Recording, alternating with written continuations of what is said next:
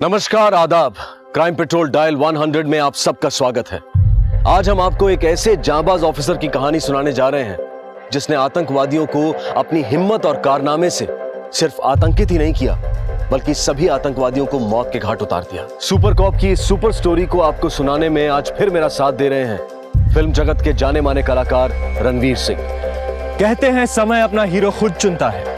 Super cop Mrityunjay Singh को भी एक बेहद ही मुश्किल वक्त ने अपना हीरो चुना। इस ऑफिसर की वीरता और देश प्रेम बाजीराव पेशवा की याद दिलाता है, जो अपनी जिंदगी देश के लिए न्यौछावर करने के लिए हमेशा तैयार रहे। कुछ लोग जो मुंबई की धड़कनों को रोकना चाहते थे, इस ऑफिसर ने उनकी सांसों को ही तोड़ दिया। मुंबई स्पेशल स्क्वाड में कार्यरत मृत्युंजय सिंह आज हम सब के लिए एक मिसाल है।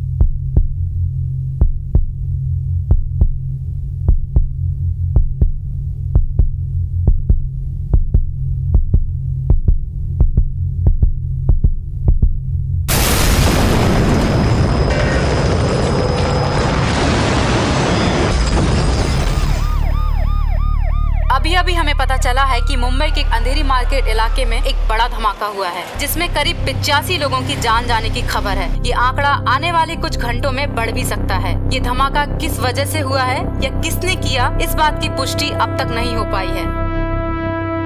आकाश जी, अब तक की रिसर्च ब्लास्ट में हेवी आरडीएक्स का इस्तेमाल किया गया है। हमारी इंटेलिजेंस टीम ये पता लगाने की कोशिश कर रही है कि रिसेंटली किसने और कहां इतने सारे आरडीएक्स का सौदा किया था। हमें जो भी इंफॉर्मेशन मिलेगी हम लोग टाइम टू टाइम आपके साथ शेयर करते रहेंगे।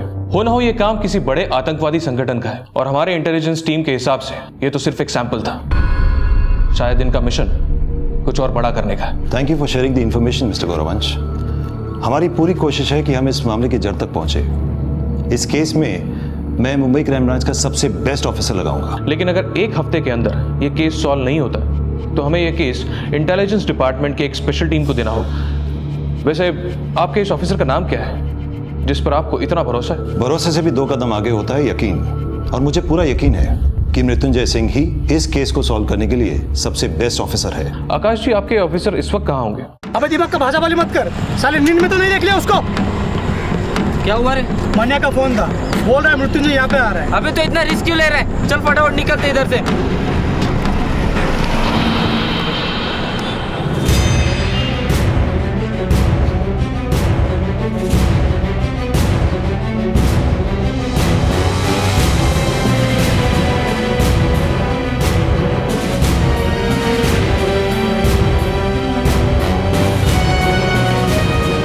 तू रोक मत, भगा डाल, साला खुद ही हट जाएगा।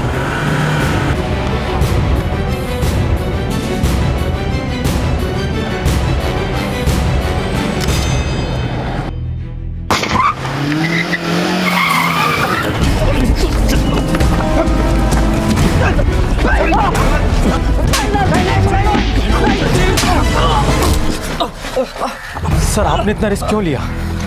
इनका क्या है? इनको तो हम पीछा करके भी पकड़ लेते हैं। अगर आपको कुछ हो जाता तो? मौत की आंखों में खौफ निकाल कर देखो तो मौत भी अपना रास्ता मोड़ लेती है खान। वैसे भी जिंदगी उसी दिन से शुरू होती है जिस दिन दिल से डर खत्म हो जाए। सर,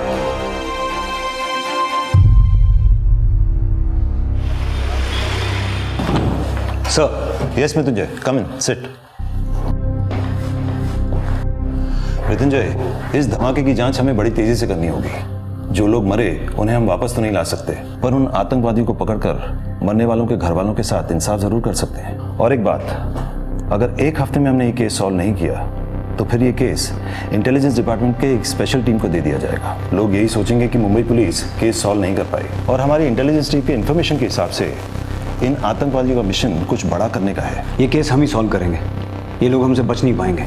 जो कुछ हो गया उसे बदला तो नहीं जा सकता, लेकिन मौत के इन सौदागरों को उनके अगले सौदे में मैं खौफ का आईना जरूर दिखा दूंगा। पाटिल, शिंदे, खान, इस बॉम्ब ब्लास्ट केस को अब हमें सॉल्व करना है और इस काम में तुम लोग मेरे साथ रहोगे। सर। पाटिल, एक हफ्ता है हमारे पास, एक हफ्ते में इस केस को खोद के इसकी जड़ तक पहुंचना है। मुझे उनके सिंडिकेट की हर खबर चाहिए। सर। खान, अपने सारे खबरों को काम पे लगा दो। मूव। सर।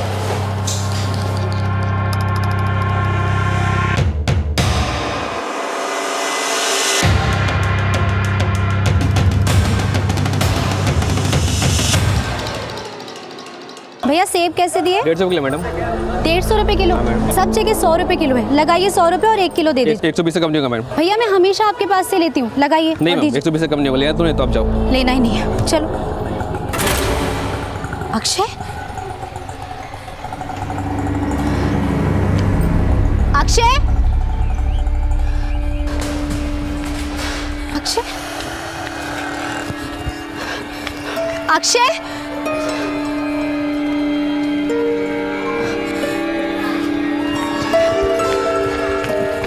अक्षय, कितनी बार कहा है हाथ छोड़कर नहीं जाना है।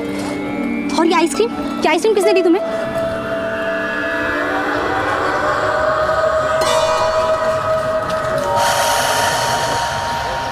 कौन थे? पापा के कोई दोस्त थे? कोई पुलिस वाले अंकल थे? नहीं, वो अंकल से तो फर्स्ट टाइम मिला। अक्षय, आइंदा से कोई कुछ भी देगा नहीं लोगे, समझे? अब चलो घर। हमारे सूत्रों से मालूम चला है कि परसों के दिन अंधेरी मार्केट में हुए बॉम्ब ब्लास्ट का case Mumbai crime branch officer Mrityunjay Singh को सौंप दिया गया है। मृत्युंजय सिंह अपराधियों के लिए खौफ का दूसरा नाम है। मम्मी मम्मी जल्दी चलो, टीवी पे पापा का फोटो दिखा रहा है, चलो जल्दी। अब तक उन्होंने 50 से भी ज्यादा एनकाउंटर किए हैं। मम्मी, पापा भी सलमान खान की तरह सबको मारेंगे? वो कितनी जल्दी सॉल्व कर लेते हैं। अब सभी की निगाह crime branch officer Mrityunjay Singh पर टिकी हुई है। देवांशी, हमारे पापा हीरो है, हीरो। मम्मी, मुझे भी सब यही पूछते हैं, क्या पापा सच्ची में सुपरमैन है? नहीं, पापा को कभी उड़ते हुए देखा है? तो फिर फालतू की बकवास क्यों कर रहे हो? अब जल्दी से टीवी बंद करो और अपना होमवर्क कंप्लीट करो। मम्मी, कल तो संडे है। बम धमाके में 100 से ज्यादा लोग मारे गए। इस बॉम्ब ब्लास्ट के बाद तो बच्चे लोग को बाहर भेजने को भी डर लगता है। हाँ, सेफ्टी नाम की कोई चीज ही नहीं। क्या मालूम क्या होगा इस देश का।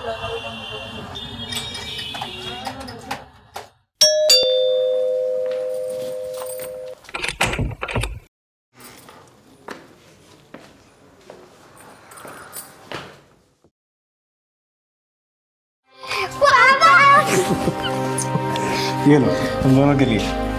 पापा, कल स्केटिंग भी चाहिए। अच्छा, दोनों को एक साथ चाहिए। प्लानिंग मिल जाएगी। आपके अलावा डिपार्टमेंट में और कोई नहीं है क्या? टीवी में आने का इतना ही शौक था तो हीरो बन जाते। आज अक्षय के साथ कुछ भी हो सकता था। क्या हुआ अक्षय को?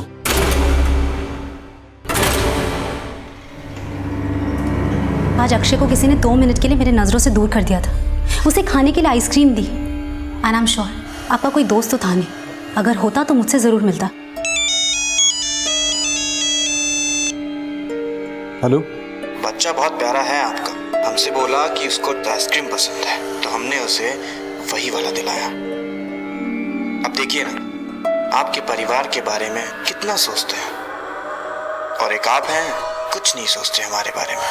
क्या रे भाव पंडित, वैसे अच्छा लगा सुन के कि तूने गलत धंधे बंद कर दिए और बेबी सिटिंग चालू कर दिया है। चल अब जरा स्टाइल मत मार, तेरी पूरी जन्म कुंडली है मेरे दिमाग में। तेरे पंडित ने तुझे बताया नहीं, तेरी कुंडली में एक दोष है। सर्प दोष नहीं रे, मृत्युंजय दोष। कौन है? कुछ नहीं, तू जाके चाय बना। अबे तुझे नहीं, बीवी को बोल रहा हूं। अब कान खोल के सुन, दोबारा मेरे बच्चे के आसपास तो क्या 10 किलोमीटर के रेडियस में भी दिखा ना, तो फिर दोबारा तो किसी को दिखेगा ही नहीं। अखबार पढ़ता होगा ना, मालूम है ना, अभी रिसेंटली हाफ सेंचुरी पूरी की है। अब एक नसीहत दूं फ्री में, पुणे से बाहर मत निकलना, और खासकर मुंबई में तो दोबारा दिखना ही मत, वरना 51वां नंबर, समझ गया ना? पापा मुझे फोन दो ना, कब से बात कर रहे हो, मुझे गेम खेलना है। चलो फोन रख, बच्चे को गेम खेलना है। चलो अब सो जाओ। गुड नाइट पापा। Good night.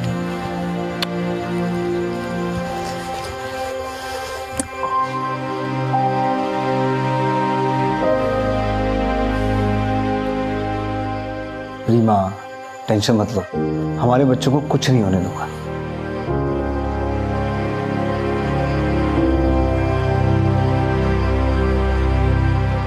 चंदे। हाँ सर। आज तेरा दिन कैसा है? दिन तो बहुत अच्छा है सर। चलो फिर गन लोड करो, देखते हैं आज तो कितना लकी है। सर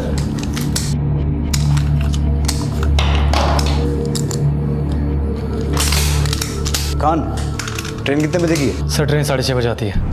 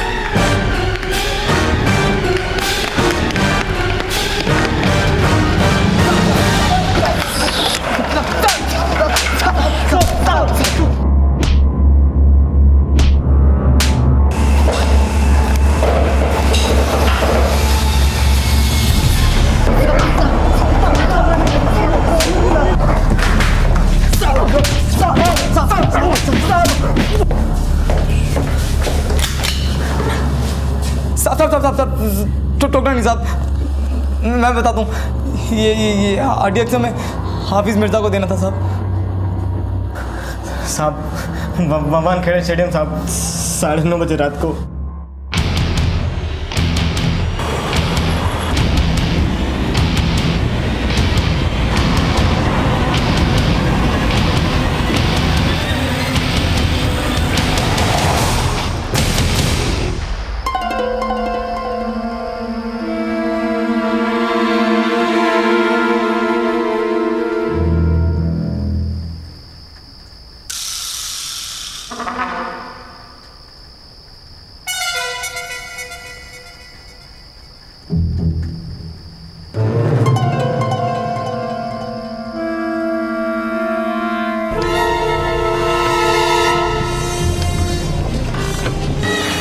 ए रुक, ए रुक, ए रुक, रुक, रुक।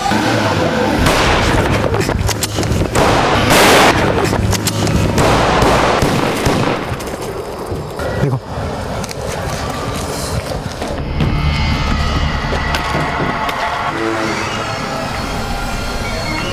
गया गाड़ी की तलाशी लो।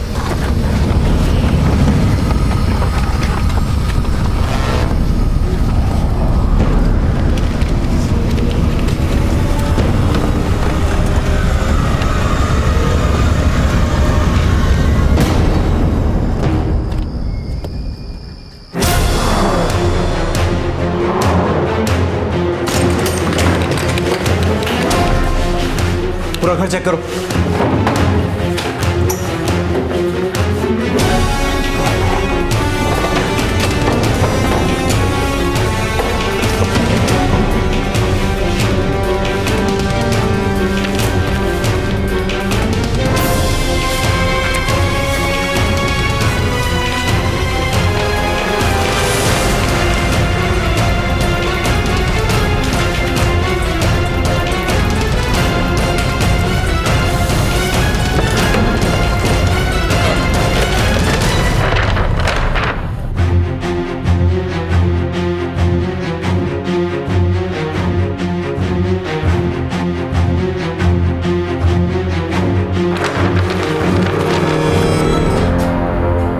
यहाँ एक आदमी रहता है राजेश नाम का, उसके बारे में कुछ जानते हैं? नहीं साहब, जानते तो नहीं है कुछ, लेकिन आप थोड़ी देर पहले बाहर जाते हुए देखा था उसे। इस घर पर नजर रखना, 24 घंटे कांस्टेबल यहाँ चाहिए मुझे। हमारी मुंबई पुलिस की टीम को इस बात की जानकारी मिली कि बोरीवली स्टेशन पर कुछ 2 लोग आरडीएक्स सप्लाई करने जा रहे थे। हमारी टीम ने बड़ी मुश्किल से इन दोनों आतंकवादियों को पकड़ा, जिनसे ये पता चला कि ये आरडीएक्स खूंखार आतंकवादी हफीज मिर्जा को पहुंचाया जा रहा था। हफीज मिर्जा वही आतंकवादी था जिसकी हमें काफी वक्त से तलाश थी। पुलिस के साथ मुठभेड़ में हफीज की मौत हो गई। आगे की जानकारी हम आपको अपडेट करते रहेंगे। Thank you.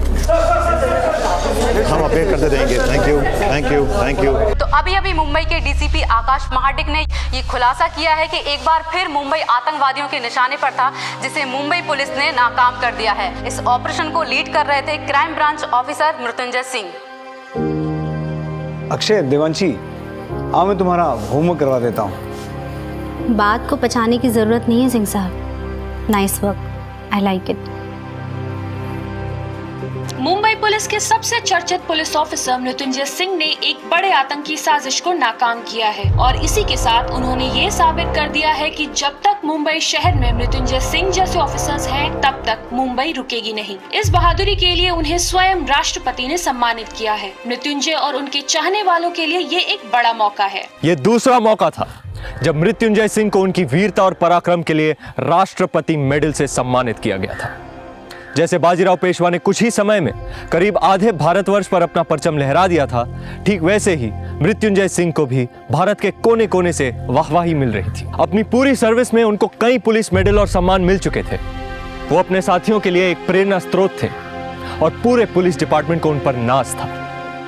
लेकिन इस बार एक बहुत बड़ी चुनौती उनके सामने खड़ी थी, क्योंकि खतरा अब तक टला नहीं था और जो सुराग राजेश नाम के आदमी के फ्लैट से मिले थे, वो किसी बड़े खतरे की ओर इशारा कर रहे थे। ऐसा लग रहा था जैसे राजेश को पहले ही अंदेशा हो गया था कि पुलिस उसके ठिकाने तक पहुंचने वाली है और उसने ये फ्लैट अफरा तफरी में खाली किया है। मृत्युंजय को तलाश थी अब एक ऐसे सुराग की जो उन्हें राजेश तक पहुंचा सके। लेकिन क्या इस राजेश तक पहुंचना आसान था? क्या राजेश पुलिस की गिरफ्त में आ पाएगा? क्या मृत्युंजय सिंह को वो सुराग मिल पाएगा जिसकी उन्हें तलाश थी? सर। हेलो गौरवांश। मृत्युंजय, आपकी बहादुरी के काफी किस्से सुने हैं हमने। आज आपसे मिलकर बहुत अच्छा लग रहा है। थैंक्स। सर, आपने बोला तो कुछ इंपॉर्टेंट अपडेट्स हैं? हाँ मृत्युंजय, बैठो।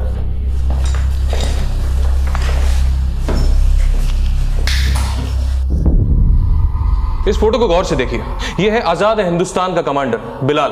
अहमदाबाद वाले केस में भी यही मास्टरमाइंड था जिसने पूरे प्लानिंग को अंजाम दिया था। इनफैक्ट इंटरपोल ने भी इसे टॉप 50 टेररिस्ट के लिस्ट में इंक्लूड किया है और इस बार हमें पता चला है कि यह मुंबई में कुछ बड़ा करने वाला है। हमारे इंटेलिजेंस टीम के साइबर सिक्योरिटी सेल ने कुछ कॉल्स और मैसेजेस ट्रेस किए हैं। इन्हीं मैसेजेस को डिकोड करने के बाद हमें पता चला है कि मुंबई ही उसका अगला टारगेट है और जितने भी कॉल्स, मैसेजेस और ईमेल्स हमने ट्रेस किए हैं वो सारे के सारे पाकिस्तान, दुबई और सऊदी से किए गए थे।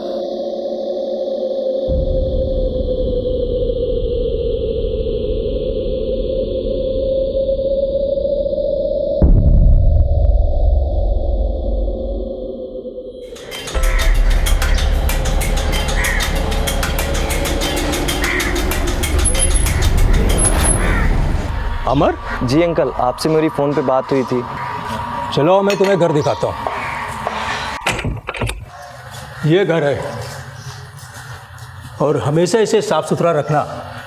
जी अंकल, घर तो मुझे पसंद है। अंकल, कभी कभी कुछ दोस्त मेरे यहाँ पढ़ाई के लिए आएंगे, आपको कोई प्रॉब्लम तो नहीं है? बट वो दोस्त कोई लड़की तो नहीं है? नहीं अंकल, लड़की का चक्कर नहीं है। तो फिर ठीक है, लाओ सारे पेपर मुझे दे दो, मैं ज़ेरॉक्स करा कर तुमको दे दूंगा।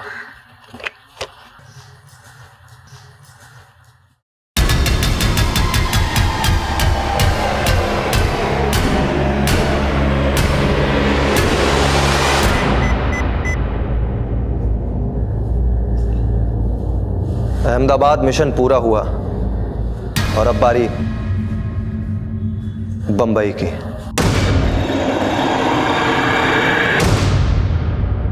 बिलाल उर्फ राजेश जैसे आतंकवादी बड़ी ही होशियारी के साथ अपने ठिकाने का चुनाव करते हैं। वो हमेशा ऐसी जगह ढूंढते हैं जहां उनको आसानी से रहने की जगह मिल जाए, और इस केस में भी ऐसा ही हुआ। इस बार भी उसको रहने की जगह बड़ी आसानी से मिल गई, क्योंकि उसके मकान मालिक ने खास पूछताछ नहीं की और उस पर यकीन कर लिया। और यही हमारी सबसे बड़ी गलती होती है, क्योंकि हम अनजाने में इन आतंकवादियों के मकसद कामयाब बनाने में भागीदार बन जाते हैं। लेकिन अगर उस दिन उसके मकान मालिक ने उसकी ठीक से पूछताछ की होती तो शायद बिलाल को रहने की जगह नहीं मिलती।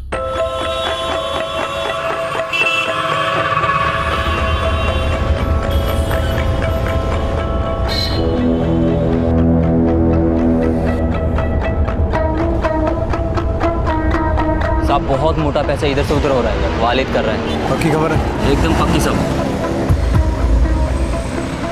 और वालिद, एक चाय तो पिला यार। अरे क्या हो गया? चाय तो हमारे थाने की सरकती है। दोस्त, एक कटिंग और देना इसे। क्या रे वालिद, साला इतना माल छाप रहा है और 6 रुपए की चाय पी रहा टपरी में।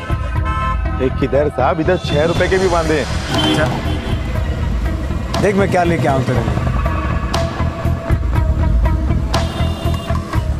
सुन, हाँ, माल इधर से इधर हो जाएगा, टेंशन नहीं है।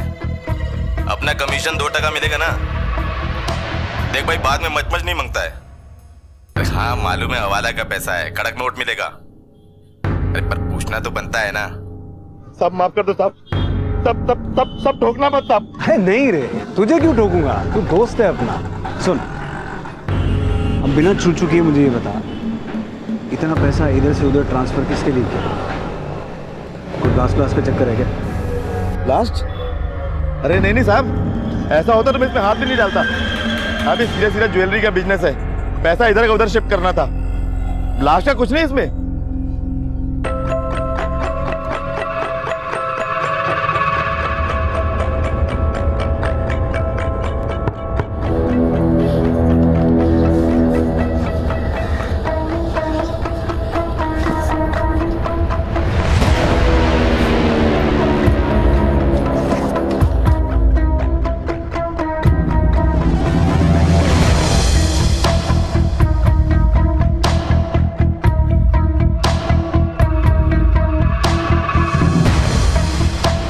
सामान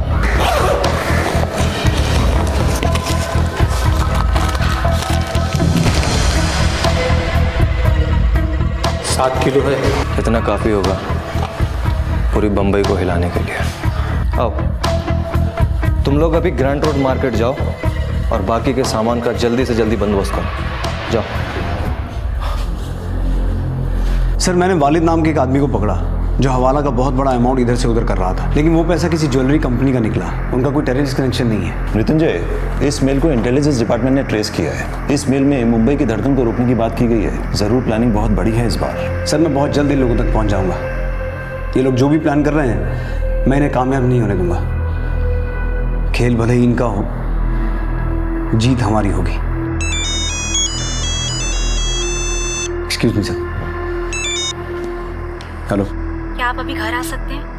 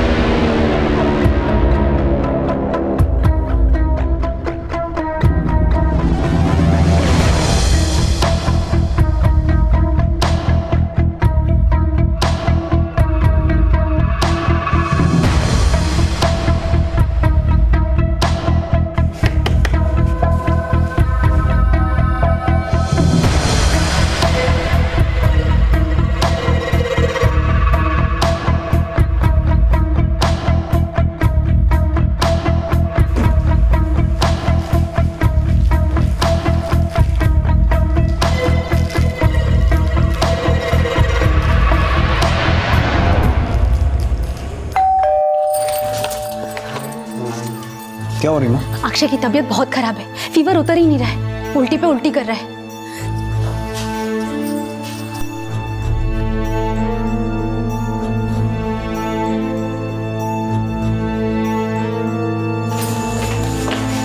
मृत्युंजय, क्या आपके पास थोड़ा वक्त होगा अपने बेटे के लिए? मैं सब कुछ अकेले नहीं कर पाऊंगी।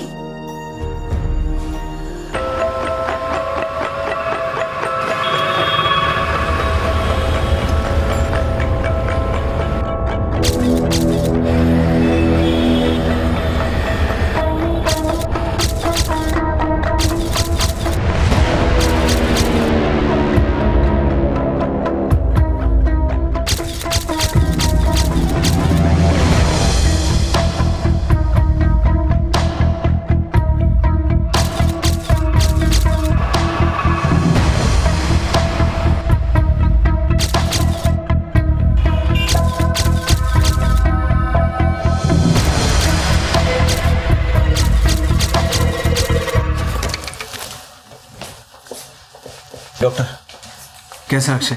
आपके बेटे को अभी के अभी एडमिट करना पड़ेगा, वो बहुत ही सीरियस है। अब उसे यहाँ पहले क्यों नहीं लाया?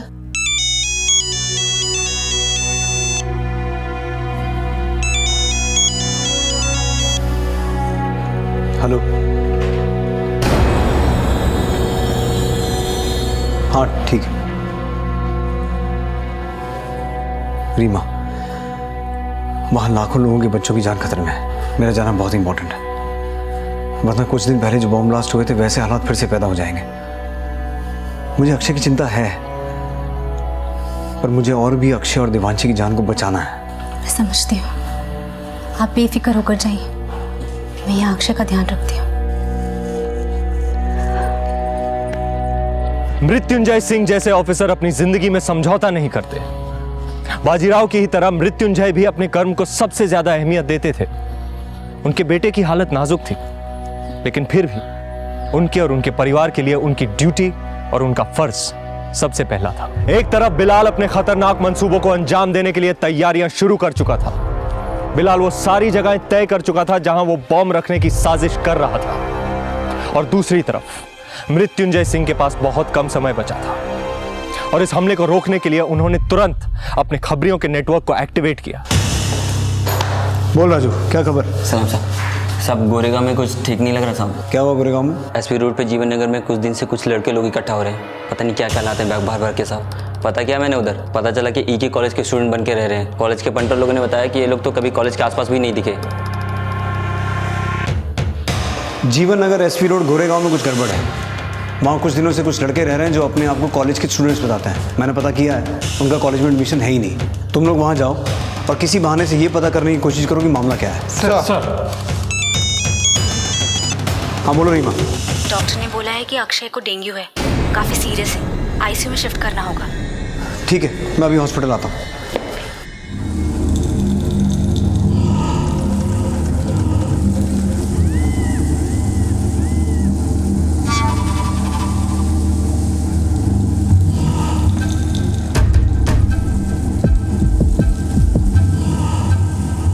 भाई बहुत जोर की भूख लगी है, बिरयानी मंगा ले क्या? मटन बिरयानी मंगा ले, और साथ में तंदूरी चिकन भी, और 2 विस्की की बोतल। जा। ठीक है।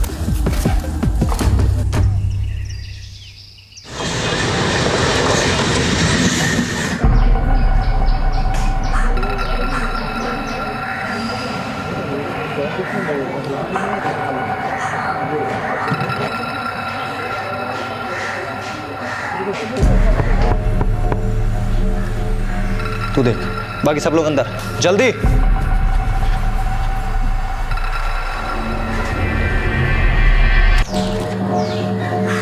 हेलो सर, मैं एयरवेज मोबाइल कंपनी की तरफ से आया हूँ। आपके लिए पोस्टपेड में एक बढ़िया ऑफर है। 800 रुपये में अनलिमिटेड कॉलिंग और 3G डेटा फ्री है सर। शुक्रिया, हमको जरूरत नहीं है सर। 500 SMS भी फ्री हैं। I am not interested. Okay sir. थोड़ा सा पीना। पापा मुझे जूस फिर का मन नहीं है। Come on be brave boy, juice नहीं पियोगे तो ताकत कैसे आएगी? ठीक कैसे होगे? लो थोड़ा सा पी लो। एक मिनट। हाँ बोल। ठीक है। अक्षय, पापा अभी गए अभी आए। देवांशी भैया को जूस पिला देना। पिएगा ना जूस?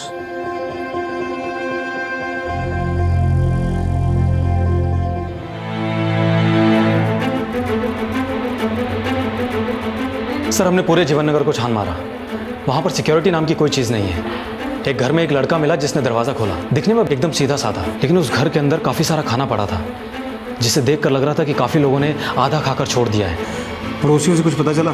पड़ोसियों को ज़्यादा कुछ पता नहीं, ये लोग अभी वहाँ नए आए हैं। मृत्युंजय सर, गुजरात पुलिस ने अभी अभी एक आतंकवादी को जामनगर से पकड़ा है। ये अब तक के हुए अहमदाबाद ब्लास्ट और मुंबई ब्लास्ट में शामिल रहा है। इंटेलिजेंस वाले अहमदाबाद केस के दौरान यूज किए गए फ़ोन नंबर्स की जांच कर रहे थे। उनके हाथ 5 नंबर्स लगे, जिनमें से एक गोरेगांव एरिया में एक्टिव था। मैं कल पूरी तैयारी के साथ वहाँ रेड करता हूँ।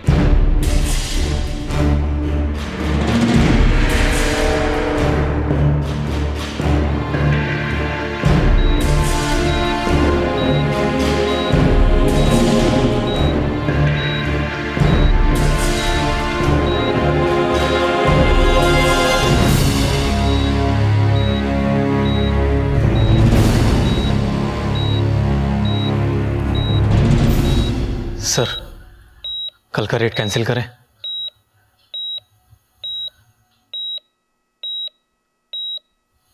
आप कब से ऐसा सोचने लगे? यहाँ हॉस्पिटल में आपके बेटे को बचाने के लिए डॉक्टर्स हैं, मैं हूँ उसके पास, लेकिन देश के हजारों बेटों को बचाने के लिए कल कौन होगा वहाँ? ड्यूटी के फर्स्ट डे आपने शपथ ली थी कि आपके लिए देश सबसे पहले होगा, देश के लोग सबसे पहले होंगे, देश की सुरक्षा सबसे पहले होगी।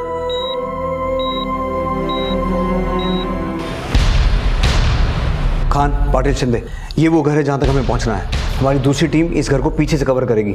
शिंदे, पाटिल, तुम दोनों लेफ्ट साइड कवर करो। मैं पहले दरवाजे तक पहुँच के उन्हें एक बार सरेंडर करने का मौका दूंगा। मेक श्योर इस घर का हर एग्जिट पॉइंट और विंडो पर हमारा टारगेट शार्प हो। वेरी इंपॉर्टेंट, पहले लोकलाइट्स को वहाँ से निकालना है। खान, तुम मेरे साथ रहोगे। Sir we don't have to miss it guys. Let's गो।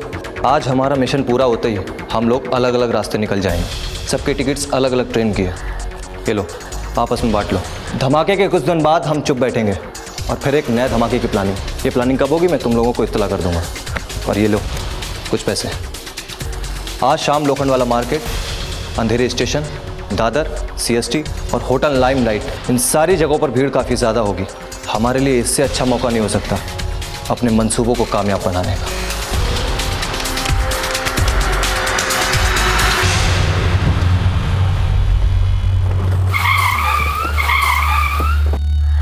आसपास से सारी पब्लिक को हटाओ। मूव।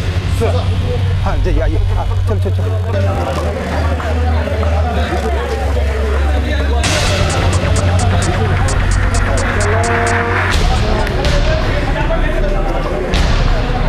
पुलिस है। अरे छोड़िए इसे, मूव। चलिए अपने घर पे जाइए। चलिए चलिए फटाफट जाइए, फटाफट। पाटिल, शिंदे, तुम दोनों ये एरिया कवर करो। सर तुम तीनों पीछे जाओ, be alert. Khan sir.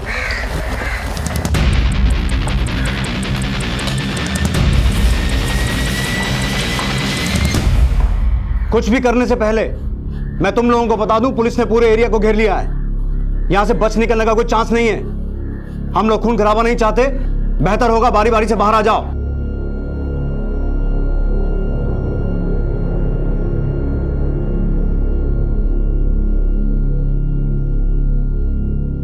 Fire कोई नहीं करेगा जब तक मैं ना बोलूं।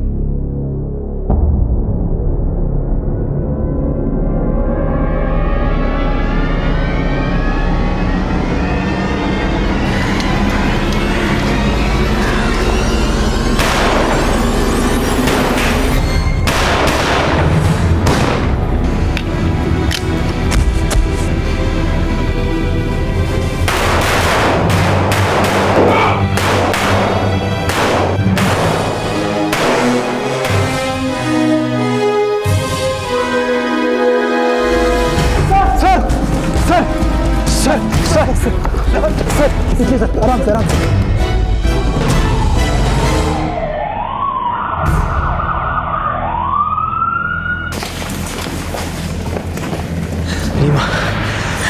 अक्षय के साथ। अक्षय ठीक है, लेकिन ये आपको क्या हो गया? ये तो एक आधी गोली, इससे मेरा क्या होगा? मुझे अक्षय के पास लेके चलो अभी, मुझे उससे मिलना। देखिए आपकी हालत नाजुक है। नहीं डॉक्टर, मेरा अक्षय से मिलना बहुत जरूरी है। उसकी हालत ठीक नहीं है। मैं उसका हीरो हूँ, मैं उसका सुपरमैन हूँ। मुझे देख के उसे ताकत मिलती। आज अगर वो रिकवर नहीं हुआ तो उसकी हालत और बिगड़ जाएगी। Please please let me meet him once, please.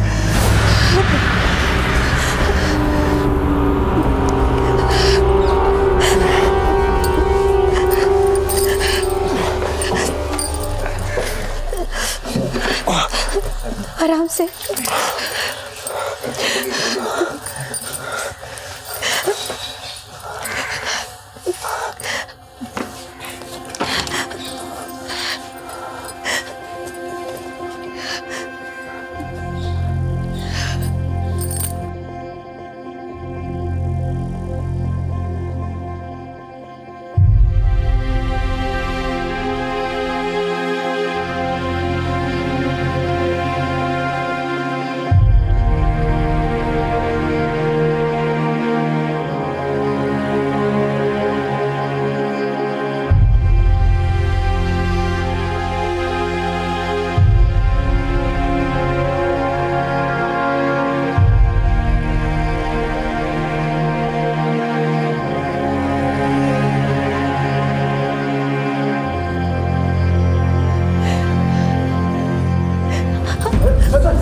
जल्दी से आईसीयू में लेके चलिए।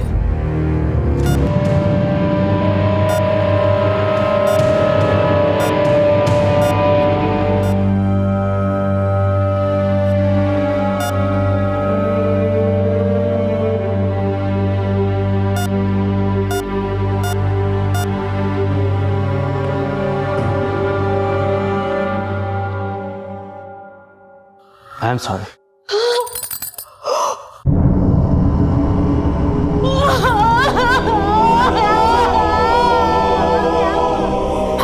दुख के साथ बताना पड़ रहा है कि मुंबई पुलिस और हमारे देश को आज एक बड़ा झटका लगा है। हमारे बीच एक ऐसा जाबाज ऑफिसर नहीं रहा जिसकी जाबाजी एक मिसाल थी। शहीद मृत्युंजय सिंह ने मुंबई और मुंबई के लोगों को तो एक खौफनाक सीरियल ब्लास्ट से बचा लिया, पर इस दौरान शूटआउट में फंसे 2 बच्चों को बचाते हुए उन्हें आतंकवादियों से कुछ गोलियां लग गईं, जिसकी वजह से आज शाम वो वीर गति को प्राप्त हुए।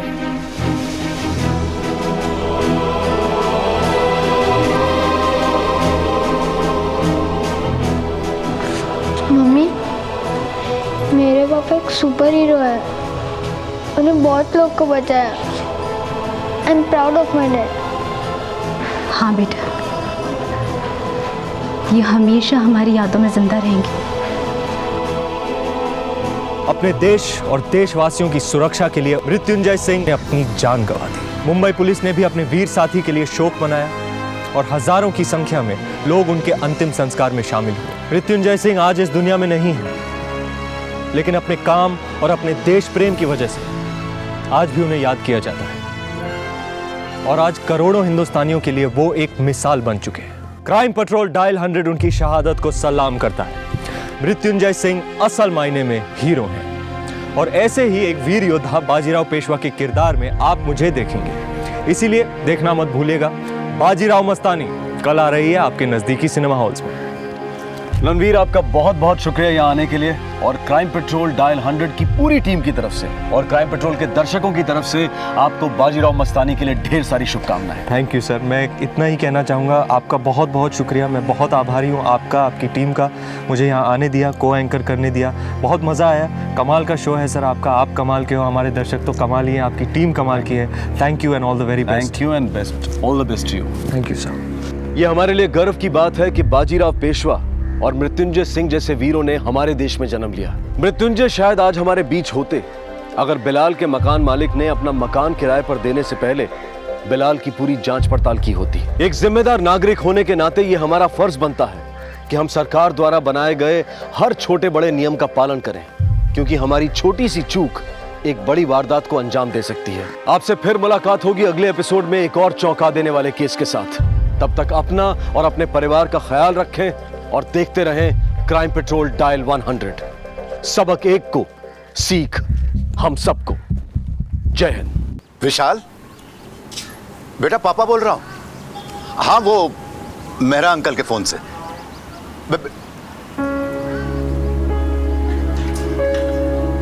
क्या हुआ, काट दिया ना? बिजी था। तुम क्या जानो बिजी रहना क्या होता है? दिन भर काम लगा रहता है। ये लो अपना फोन। तुम्हारे बेटे की तरह निकम्मा नहीं है मेरा बेटा। अब जाओ दौड़ना शुरू करो। मुंह क्या देख रहे हो?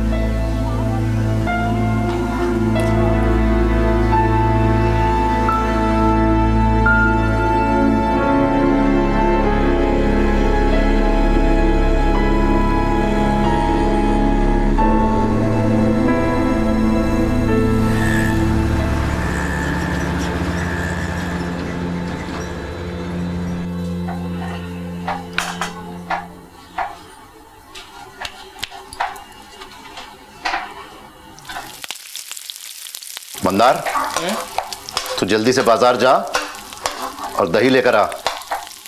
विशाल को छोली पूरी के साथ साथ बूंदी का रायता बहुत पसंद है। जल्दी जा। आओ पण सर, एक दफा फोन करके पूछ लो ना। नहीं मतलब विशाल भैया और भाभी आने वाले भी है कि नहीं चिंटू बाबा के साथ। वो क्या है ना कि मेरे को खाना पड़ता है। लास्ट टाइम भी 3 दिन मैंने ही खाया था सब खाना। चुप कर। विशाल ने मुझसे वादा किया है कि वो बहू और चिंटू को लेकर संडे को जरूर आएगा।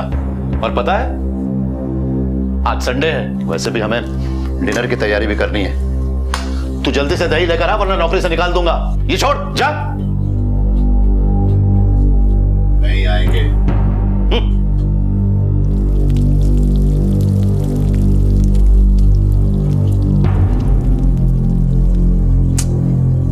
इस मंदार की आदत है आग लगाने की। जलता है वो विशाल से। अरे उसने मुझसे वादा किया है कि वो संडे को आएगा। तुम देख लेना, वो जरूर आएगा।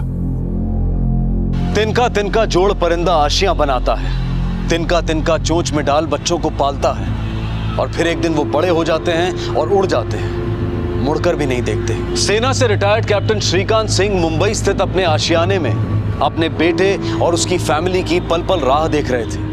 मेज पर डिनर भी सज चुका था। ऐसा पहले भी कई बार हुआ था। ज्यादा नहीं, लगभग 20 से 25 किलोमीटर दूर नवी मुंबई से उनका बेटा अब तक पहुंचा नहीं था और तुनक मिजाज फौजी बाप विचलित हो रहा था।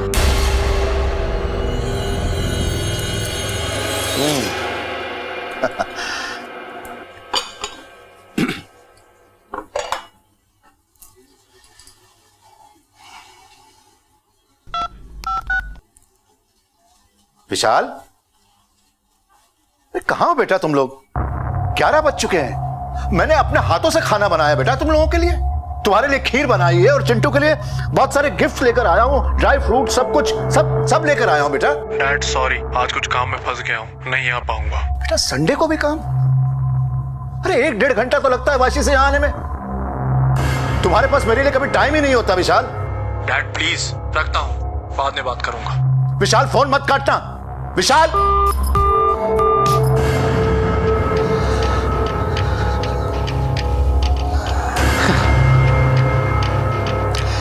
काट दिया। बाप से भी बात करने का टाइम नहीं है इसके पास। काम काम बस काम। पाल पोस के बड़ा किया है मैंने। मंदार, बिस्किट लेकर आओ। मंदार, कहां मर गए? सर जाकर बिस्किट लेकर आ। जाने दो ना सर, आप तो खाना खा लो ना। अब तुझसे जितना खाए उतना ही करा कर। जा बिस्किट लेकर आ, जा फौरन। अपने हाथों से खाना बनाया मैंने, क्या फायदा हुआ? वो विस्की खत्म हो गया है सर। जब खत्म हो जाती विस्की तो लेकर आना चाहिए ना। इडियट, ये लो। दोबारा ऐसी गलती नहीं होनी चाहिए। फास्ट।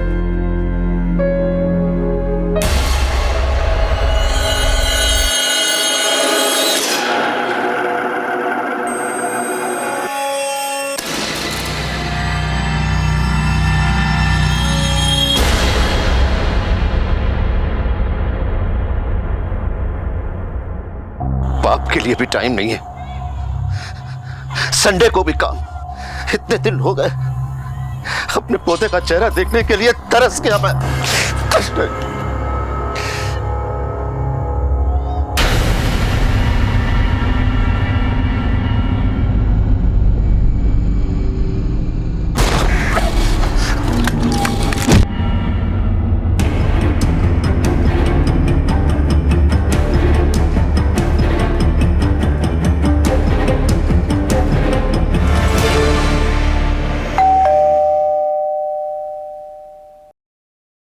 काय करतोय?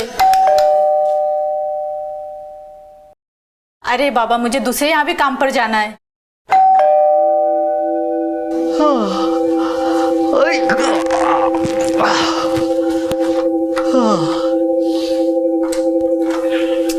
अरे काय रे बाबा, तू पण कभी से बेल बजा रही मैं। अरे आखीच नहीं खुली ना मेरी, वो ना रात को थोड़ी जास्त झाली होती मला। साहब ने कान पकड़ के उठाया नहीं लगता आज तुझे? सर पण सोयले अभी तलक। तू तेरा पटपट काम कर ले। हाँ? पण ऐक ना, सर को बोलना नहीं है कि मैं अब भी उठा, नहीं तो कान पकड़ के परेड करा देंगे ना मेरे को। अच्छा नहीं बोलते। सर सर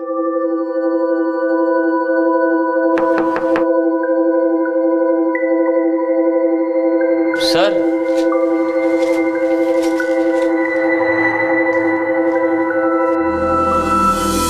अभी तक नहीं आया है मॉर्निंग वॉक से।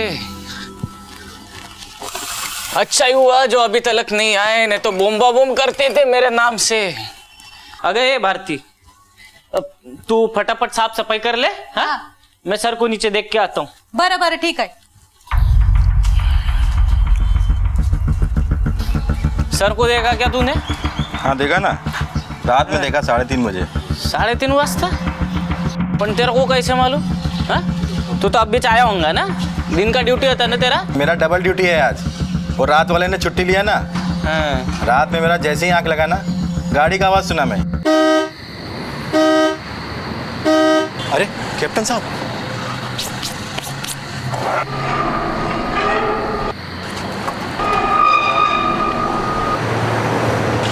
सलाम साहब।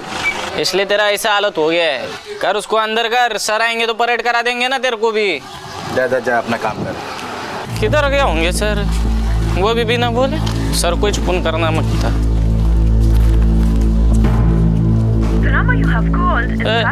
स्विच ऑफ आ रहा, किधर गए होंगे सर?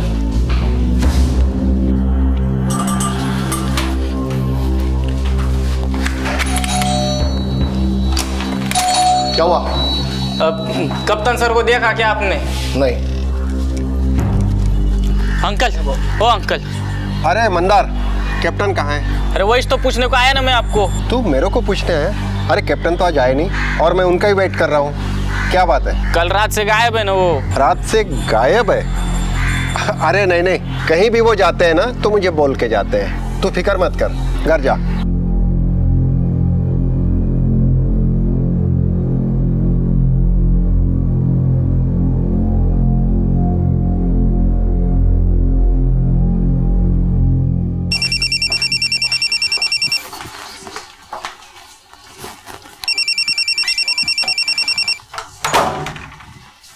बेटा बाहर जाके पढ़ाई करो, चलो जल्दी जल्दी जल्दी।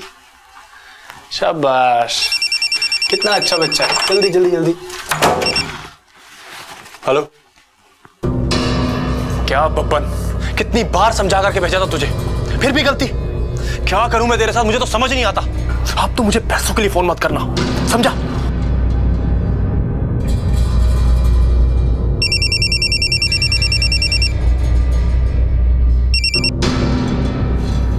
हेलो भैया, कब से फोन कर रहा मैं आपको, आपका फोन ही नहीं लग रहा। हाँ, वो मैं किसी से बात कर रहा था। बोल क्या हुआ? आपके पापा नहीं मिल रहे। पापा नहीं मिल रहे?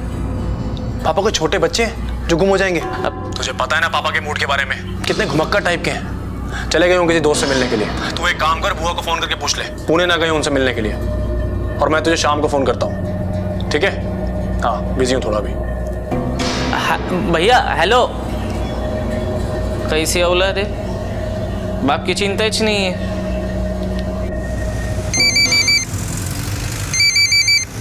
तूने सब जगह पूछा ना? सबको पूछा मैंने, सब जगह देख के भी आया। कल रात से नहीं है, मेरे को तो कुछ सूझ ही नहीं रहा क्या करूँ अभी। मैं फोन करके देखती हूँ, अगर रात तक घर नहीं आए तो बता देना, मैं कल सुबह जल्दी पहुंच जाऊंगी। आज की तेज भागती जिंदगी में रिश्तों को टेकन फॉर ग्रांटेड यानी कि रिश्तों के प्रति बेपरवाही आम सी बात है। कैप्टन को लापता हुए कुछ घंटे हो चुके थे। बेटे को फुर्सत नहीं थी, नौकर को कुछ सूझ नहीं रहा था। वो शहर के लगभग सभी जानकार लोगों को फोन मिला चुका था। हर जानकार गली मोहल्ले में कैप्टन को तलाश चुका था। पर यूं अचानक कैप्टन कहां चले गए थे? नौकर की सूचना पर कैप्टन की बहन उषा चौहान पुणे से मुंबई आ पहुंची और आते ही उन्होंने गोरेगांव पुलिस स्टेशन का रुख किया। कल रात से गायब है भैया। मंदार ने फोन करके बताया मुझे। बहुत चिंता हो रही थी, इसलिए भागे भागे आ गई हूँ मैं पूना से। एक तो वैसे ही गुस्सा उनके नाक में बैठा रहता है। डर लग रहा है कि गुस्से में कहीं घर से चले ना गए हो। तुझे कैसे पता चला सिंह साहब गायब हैं?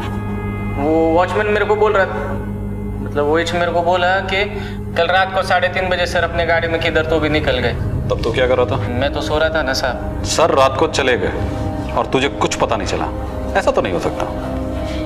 अब सर ने दिन भर कुछ तो तैयारी की होगी और रात को जाते वक्त जब दरवाजा खोला होगा तुझे कुछ तो सुनाई दिया होगा। वो संडे था ना सर, तो मैं थोड़ी सी थोड़ी ज्यादा ही छो गई थी। कप्तान सर ने तो खाना भी नहीं खाया था। उनका बेटा आने वाला था ना घर पे अपने फैमिली के साथ में, मगर आए ही नहीं वो। कप्तान सर बहुत गुस्से में थे, इसके लिए मैंने भी डिस्टर्ब नहीं किया। सोचा बाप बेटे का झगड़ा है, मैं काय को बीच में पड़ूं। और वैसे भी हमारे कप्तान सर ले डेंजर है, गुस्से में आके गोली वोली मार देंगे तो क्या भरोसा।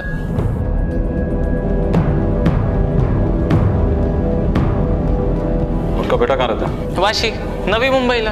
उनके बेटे को पता नहीं कि सिंह साहब गायब है? नहीं नहीं मालूम है ना, मैंने तो फोन करके बोला था उनको। तो फिर वो आया क्यों नहीं? उसे उनकी कोई फिक्र नहीं है। उसने तो मंदार से ये भी कह दिया कि गए होंगे कहीं घूमने।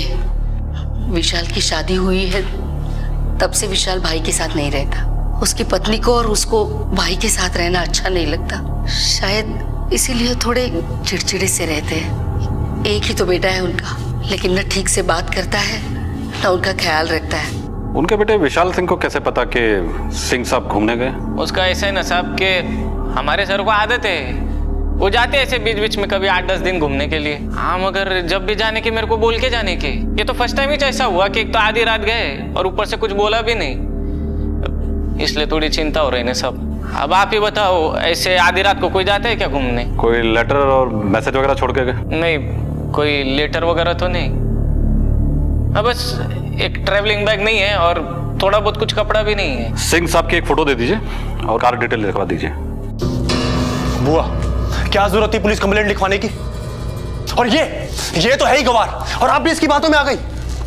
पता है ना तुझे पापा के मूड के बारे में? चले जाते हैं बाहर घूमने के लिए, आ जाएंगे वापस। याद है ना से 2 साल पहले क्या हुआ था? मनाली चले गए थे 10 दिन के लिए और 10 दिन में सिर्फ उन्होंने एक ही कॉल किया था। आपकी बात बराबर है भैया, पर वो मेरे को बोल के जाते, फोन करते रहते। उनका फोन भी बंद है ना। सिंपल सी बात है, मोबाइल में नेटवर्क नहीं होगा या फिर फोन की बैटरी चली गई होगी। पुलिस उनके बारे में इंक्वायरी करेगी और लोग उनके बारे में 10 तरह की बातें करेंगे, वो अलग बेवकूफ कहीं का।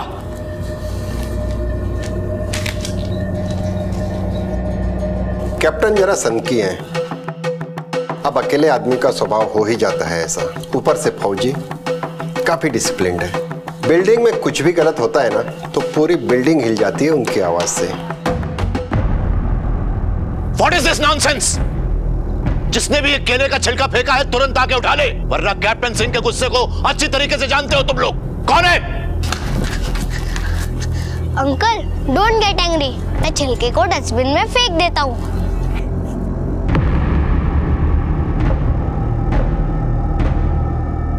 जितनी जल्दी उन्हें गुस्सा आता है ना उतनी जल्दी वो शांत भी हो जाते हैं। एक बात है, उनका बेटा उन्हें बहुत नेग्लेक्ट करता था। हो सकता है उसी बात से गुस्सा हो के वो कहीं चले गए हों। हाँ साहब, बहुत डर लगता था कैप्टन साहब से। वैसे मैंने जाते हुए देखा था कैप्टन साहब को। कितने बजे? साहब ये कोई 3:30 बजे। सलाम साहब। मगर सच बोलूं साहब, वो जब से यहाँ से गए हैं ना, बिल्डिंग में बहुत शांति है। छोटी छोटी बात पर चिक चिक किया करते थे। ये बटन क्यों खुला है? बंद करो इसे। जी जी जी जी जी, जी सर। तुम यहाँ सिक्योरिटी के लिए तैनात हो ना? एक भी सिलवट नहीं आती थी हमारी वर्दी पर। और जरा अपनी वर्दी की तरफ देखो, हम भी अपनी देश की सिक्योरिटी का काम करते थे। उसी तरीके से तुम भी इस बिल्डिंग की सिक्योरिटी के लिए तैनात हो ना? जी जी जी जी। वर्दी ऐसी होनी चाहिए कि अंदर आने वाला डर के तुमसे 2 कदम पीछे हट जाए। अंडरस्टैंड? जी। अब आप ही बताइए ना साहब, कहाँ देश का महान फौजी और कहाँ ये बिल्डिंग का मामूली सा वॉचमैन। जरूरत पड़ने पर बड़े साहब तुम्हें पुलिस स्टेशन बुलाएंगे। शहर छोड़ के कहीं जाना मत। जी sir. Captain uncle is the best, मुझे बहुत प्यार करते हैं, अच्छी अच्छी स्टोरी भी सुनाते हैं। तो ऐसे थे हमारे नेताजी सुभाष चंद्र बोस और उनकी आजाद हिंद सेना। समझे? जी सर। अब ये बताओ कि उनका नारा क्या था? तुम मुझे खून दो, मैं तुम्हें आजादी दूंगा। Very good, keep it up. अब नेताजी की कहानी जो मैंने सुनाई और उनका ये नारा तुम सब हमेशा याद रखना। बच्चों से बहुत लगाव है उनको। बड़ों पर चाहे जितना भी गुस्सा करें, लेकिन बच्चों के साथ बच्चा बनकर खेलते हैं। वो क्या है ना सर, पोते से तो मिल नहीं पाते, तो सोसाइटी के बच्चों के साथ ही खुश रहने लगे। अपने बेटे से बिल्कुल नहीं बनती है उनकी। देश की सरहद की सुरक्षा में अपना जीवन अर्पण करने वाले कैप्टन श्रीकांत सिंह की अपनी ही सोसाइटी में मुख्तलिफ छवि थी। कहीं ये खौफ पैदा कर देने वाले कड़क डिसिप्लिनेरियन की, तो कहीं प्रेरणा भरी कहानियां सुनाने वाले बुजुर्ग की। लेकिन इन दोनों तस्वीरों के बीच में कैप्टन श्रीकांत की एक तस्वीर और भी थी। अपने ही परिवार, अपने ही बेटे से मायूस एक पिता की, अपने पोते से ना मिल सकने के गम में जीते एक दादा की। काफी दिन गुजर गए लेकिन कैप्टन की कोई खबर नहीं थी। घर से कैप्टन अपने होशो हवास अपनी मर्जी से निकले थे, लेकिन मंजिल और मकसद अब तक किसी को पता नहीं था। नौकर मंदार के हिसाब से कैप्टन साहब कभी भी बिना बताए घर से बाहर नहीं जाते थे। उनका फोन बंद है, ऊपर से अब तक उन्होंने किसी को कांटेक्ट भी नहीं किया है। सीनियर सिटीजन है, इस केस पे हमें कुछ ज्यादा ध्यान देना होगा। उनकी कार के बारे में कुछ पता चला? नहीं सर, अभी तक तो नहीं, लेकिन उनकी गाड़ी की डिटेल्स हमने सारे थानों में भेज दी है। और कॉल रिकॉर्ड? सर ये रही। सर कैप्टन के मोबाइल की लास्ट लोकेशन उनका घर ही था, और 23 नवंबर की रात के बाद से वो मोबाइल अभी तक ऑन नहीं हुआ है। और सर उनके गायब होने के पिछले 24 घंटों में उनकी बात 2 लोगों से हुई थी, उनकी बहन से और उनके बेटे से। लास्ट कॉल बेटे को थी, और उसके पहले के भी कॉल रिकॉर्ड्स हमने चेक किए हैं सर, लेकिन कोई ऐसा नंबर नहीं मिला जिस पर डाउट हो। बेटे की कॉल रिकॉर्ड मंगाओ, पता करो 30 तारीख की रात वो कहाँ था। हम उसके घर जाकर पूछताछ करते हैं और साथ में नौकर मंदार को भी ले लेते हैं। पुराना नौकर है, बाप बेटे के रिश्ते को अच्छी तरह से समझता होगा। अच्छा एक बात बता, ये कैप्टन सिंह साहब और उनकी बहन के बीच में रिश्ता कैसा था? बेटे से जब भी गुस्सा होने के बहन के घर पेश तो जाते थे वो। और बेटे के साथ? बेटा तो फोन भी करके नहीं पूछने का उनको। हाँ, एक बार घर पे आया था, हम लोग को चिल्लम चिल्ली करके गया। वो बोल रहा था क्या जरूरत थी पुलिस में मिसिंग रिपोर्ट लिखाने की। बुआ, क्या जरूरत थी पुलिस कंप्लेंट लिखवाने की? और ये तो है ही गवार, और आप भी इसकी बातों में आ गई। अच्छा एक बात बताइए, कैप्टन सिंह साहब और उनके बेटे के बीच में हाल फिलहाल में कोई झगड़ा वगैरह हुआ था? साल में 1-2 बार आने का उनका बेटा। हाँ, जब भी घर पे आने का झगड़ा ही करने का उनसे। यहाँ से गुजर रहा था, सोचा आपसे पूछ लो, क्या डिसाइड किया आप? मैं चिंटू से मिलने के लिए तरस गया हूँ, और तुम हो कि पापा चिंटू से तो आप फिर भी मिल लेंगे, लेकिन इस फ्लैट को बेचने के बारे में आपने क्या सोचा है? एक बहुत अच्छी अपॉर्चुनिटी है मेरे पास, मैं अपना बिजनेस स्टार्ट कर सकता हूँ पापा। तुम्हें सिर्फ इस फ्लैट में इंटरेस्ट है, अपने बाप की कोई फिक्र नहीं है। मुझे लगा तुम इतने महीनों के बाद अपने पापा से मिलने आए हो, और तुम। पापा please stop being so emotional. Practically सोचिए, इतना बड़ा टेरेस फ्लैट है और आप इस फ्लैट में अकेले रहते हैं। हम आपके लिए 1 BHK भी तो ले सकते हैं ना, और मैं और मेरी वाइफ यहाँ पर रहने के लिए कभी भी नहीं आएंगे। मैं ये फ्लैट अपनी जिंदगी रहते कभी नहीं बेचूं, चाहे कुछ भी हो जाए। इस फ्लैट में मेरी और तुम्हारी माँ की यादें कैद है, तुम्हारा बचपन, तुम्हारा सब कुछ, तुम्हारी चीजें। ठीक है, मत बेचिए, रहिए यहाँ पर बिल्कुल अकेले। मैं कभी नहीं आऊंगा यहाँ पे, कभी भी नहीं। विशाल, बाप के लिए टाइम नहीं, और बाप के फ्लैट को बेचकर पैसे चाहिए। ऐसा लगता है आपसे ज्यादा फिक्र नौकर मंदार को है आपके पापा की। पापा ने बिगाड़ रखा था उसको, सर पे बिठा के रखा हुआ था। क्यों? आप तो उनके इकलौते बेटे हैं, आपको सर पे नहीं चढ़ा है। मतलब क्या है आपका? मतलब ये कि आपके और आपके पापा के बीच गोरेगांव वाले फ्लैट को लेकर झगड़े नहीं हुए थे? तो मंदार ने चुगली की है आपको। बात सच है कि नहीं? बाप बेटे के बीच में प्रॉपर्टी को लेकर के बहस नहीं हो सकती क्या? बाप बेटे के बीच में प्रॉपर्टी को लेकर बहस ही नहीं, और भी बहुत कुछ हो जाता है। What do you mean? आप डाउट कर रहे हैं मुझ पे? आपको विश्वास नहीं है ना कि पापा सेफ है और घूमने गए? Wait a minute, I will show you. ये एसएमएस देखिए। अगर पापा को मुझ पे विश्वास नहीं होता तो उनका अकाउंट नंबर मेरे मोबाइल के साथ लिंक्ड अप नहीं होता। उनके अकाउंट में जो भी ट्रांजैक्शन होती है पहला एसएमएस मुझे आता है। ये देखिए, ये एसएमएस कुर्ग में कल 50,000 रुपए विड्रॉ किए हैं पापा ने, और ये एसएमएस भी 2 दिन पहले का ही है।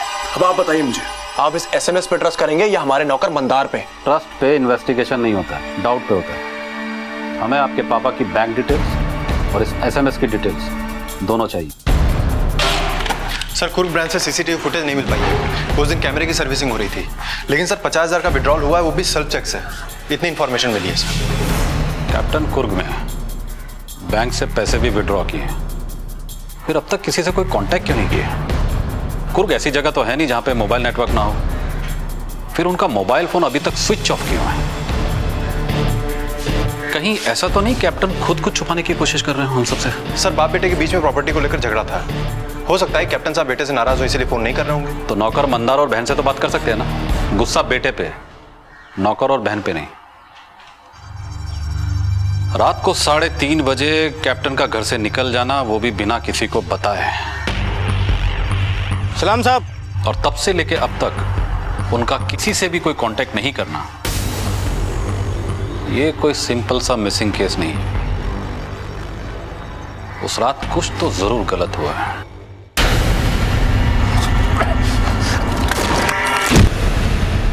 कैप्टन अपनी कार से कुर्ग तो नहीं गए होंगे, और अगर वो अपनी मर्जी से गए होंगे तो उन्होंने अपनी कार को कहीं ना कहीं पार्क तो जरूर किया होगा। और अगर उन्हें जबरदस्ती ले जाया गया है तो ले जाने वाले ने उनकी गाड़ी को इधर उधर छोड़ दिया होगा। अब इस कार का मिलना हमारे लिए बहुत जरूरी है। अरे यार, बहुत थक गए ना? अब से इतना लंबा टूर नहीं करूँगा। नहीं। कार झाड़ियों में क्या कर रही है?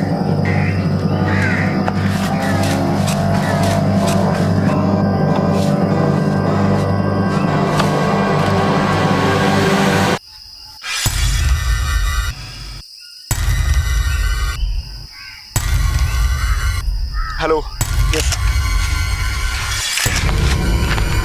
छोटा नहीं, जंगल का चप्पा चप्पा छान मारो, कुछ ना कुछ तो जरूर मिलेगा। सर, पिछली सीट पे खून के निशान मिले हैं। गाड़ी की इन्वेस्टिगेशन अभी जारी है। ये केस मिसिंग का नहीं है, इसका मुझे पहले से अंदाजा था। गाड़ी में खून के निशान का मिलना मतलब साफ है, ये एक हत्या का मामला है। चलो कैप्टन के घर चलकर तलाशी लेते हैं।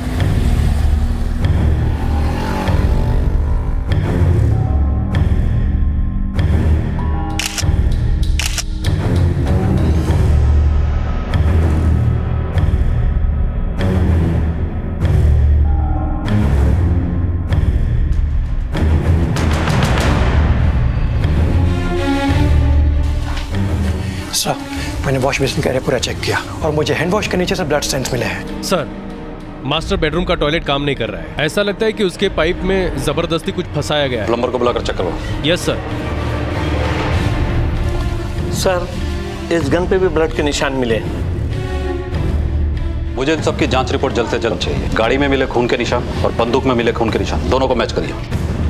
वो नौकर मंदार बाहर ही खड़ा है सर, उसको हिरासत में लो। उस रात कुछ ना कुछ तो घर में जरूर हुआ था, और वो एक अकेला ऐसा शख्स है जो उस वक्त घर में मौजूद था। ओके सर, चलो। साहब, चलो। कुछ नहीं किया साहब, मैंने कुछ नहीं किया। आईफोन क्या साहब? अरे मैं था उस दिन रात को घर में। हमारे सर बहुत खुश थे, उनका बेटा अपनी बीवी बच्चे को लेके आने वाला था घर पे, लेकिन 11 बज गए, फिर भी उनका बेटा नहीं आया। मंदार, विस्की लेकर आओ। वो विस्की खत्म हो गया है सर। जब खत्म हो जाती है विस्की तो लेकर आना चाहिए ना। इडियट, ये लो। जब मैं विस्की लेके घर पे आया तो 11:15 बज गए थे। मैंने बाहर से आवाज लगाई, सर सर सर के कमरे से कोई आवाज नहीं आई, तो मेरे को लगा सर सो गए होंगे। अब मैं भी 2-4 पैग लगा के सो गया। चुप! कैप्टन साहब की गाड़ी और उनकी राइफल पे खून के निशान मिले हमें। खून? तूने बताया कि तूने कैप्टन साहब को आवाज लगाई। हाँ, लगाई थी ना साहब। लेकिन अंदर जाकर नहीं देखा कि कैप्टन साहब अंदर हैं या नहीं। एक बार हमारे साथ कमरे में गए ना, कि बाहर से ठकठकाने का ऑर्डर नहीं था ना। इसे लॉकअप में रखो। नहीं साहब। से तोड़ो और इसका ब्लड सैंपल भी लो। नहीं साहब, सच्ची में सुनो ना मेरी बात। सर कमोड की पाइप में कागज के टुकड़े फंसे हुए थे, इसलिए पाइप चोक हो गया था। लेकिन सर पेपर की क्वालिटी देखने से ऐसा लगता है जैसे किसी लीगल पेपर्स के टुकड़े। उनको भी मैंने फॉरेंसिक के लिए भेज दिया। कैप्टन, उसके बेटे की कॉल रिकॉर्ड की फाइल लेकर आओ। Okay sir. सर ये रही विशाल सिंह की कॉल डिटेल्स।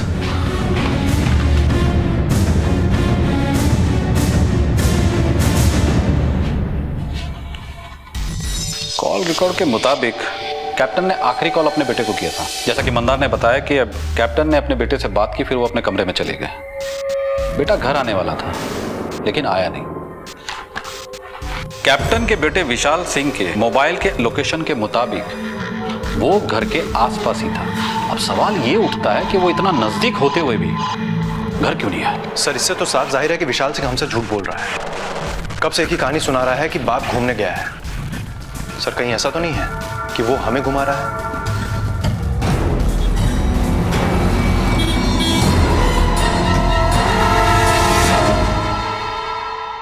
अब तक आपको यह बात तो पता चल ही गई होगी कि ये केस एक मिसिंग का केस नहीं बल्कि उससे कहीं ज्यादा है। आपके पापा के घर और गाड़ी दोनों जगह से हमें खून के निशान मिले। बहुत चिंता हो रही है मुझे मेरे पापा की। बहुत देर कर दी चिंता करने में। वैसे अब एक बात की और चिंता होगी आपको। 23 नवंबर की रात आप अपने पापा के घर से लगभग 1 किलोमीटर की दूरी पर थे। हाँ, मैं पास में था। तो ये बात आपने हमसे छुपाई क्यों? ये बात मुझे इतनी इंपॉर्टेंट लगी नहीं। 1 किलोमीटर की दूरी पर अपने पापा से मिलने नहीं जाना ये इंपॉर्टेंट नहीं है या फिर आपके पापा आपके लिए इंपॉर्टेंट नहीं है? आप लोग मुझे गलत समझ रहे हैं। एक्चुअली मेरी वाइफ की मेरे पापा से बिल्कुल बनती नहीं है। उनके डिसिप्लिन नेचर की वजह से ये वहां पर जाना पसंद ही नहीं करती है। जरा हमें भी तो बताइए कि आपकी वाइफ को आपके पापा से क्या प्रॉब्लम थी? सर पापा के साथ रहने का मतलब है कि आर्मी के रूल्स को फॉलो करना। 6 बजे उठ जाओ, रात को 9 बजे सो जाओ, सुबह जॉगिंग पे जाओ, रात को टाइम पर खाना खाओ। और ये सारे रूल्स पूरी फैमिली के लिए थे। इसलिए मेरी वाइफ वहां पर जाना बिल्कुल भी पसंद नहीं करती थी। और उस रात तो हम सर वहां पर गए ही नहीं। हम लोग तो पास के रेस्टोरेंट में डिनर कर रहे थे। अगर आपको विश्वास नहीं होता तो आप हमारे क्रेडिट कार्ड के बिल्स चेक कर सकते हैं। कमाल की बात है, बिना पूछे ही आप हमें एविडेंस बता देते हैं, फिर चाहे वो SMS हो या क्रेडिट कार्ड के बिल। लेकिन पता नहीं क्यों मुझे ऐसा लग रहा है कि आपके पिता गायब हैं, लेकिन आप कुछ ज्यादा ही रिलैक्स्ड हैं। आप कैसी बात कर रहे हैं? वो मेरे पापा है। मैं मानता हूं कि मैंने इस बात को सीरियसली नहीं लिया, लेकिन ये सब क्या हो रहा है मुझे कुछ भी समझ में नहीं आ रहा। सर अगर आपको मुझ पर विश्वास नहीं है ना, आप ये देखिए, 2 दिन पहले 50,000 रुपए विड्रॉ और कल 75,000 रुपए विड्रॉ। अब ये सब देख के मैं क्या समझूं, आप ही बताइए मुझे। सर पिछले 12 दिनों में कैप्टन के अकाउंट से 1,75,000 रुपए निकाले गए। कभी कर्नाटक से, कभी केरल से। सर ये बात नॉर्मल नहीं है। पिछली बार हमें CCTV फुटेज से कुछ नहीं मिला, इस बार दोनों जगह से मंगवा। पता तो चले कैप्टन के अकाउंट से पैसे ड्रॉप कैप्टन ही कर रहा है या कोई और? सर राइफल पे कैप्टन के उंगलियों निशान मिले हैं, लेकिन जो ब्लड सैंपल्स हमें उनकी गाड़ी और उनके घर से मिले हैं उसका ब्लड ग्रुप ना तो कैप्टन से मैच करता है, ना ही उनके बेटे विशाल से, ना ही नौकर मंदार से। वो किसी और के हैं। तो ये तीसरा है कौन? कहीं ऐसा तो नहीं उस रात कैप्टन ने कत्ल किया जिसे हम शिकार समझ रहे हैं, वो शिकारी हो?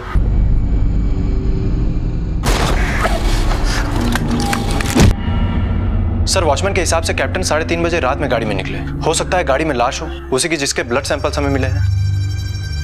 सलाम साहब। हो सकता है कैप्टन लाश को ठिकाने लगाने के बाद भागते फिर रहे हो। सर मंदार रिमांड पे, उसका क्या करना है? वार्निंग देके छोड़ दो, उससे कहो मुंबई से बाहर ना जाए। Okay sir. बैंक से CCTV फुटेज आई है।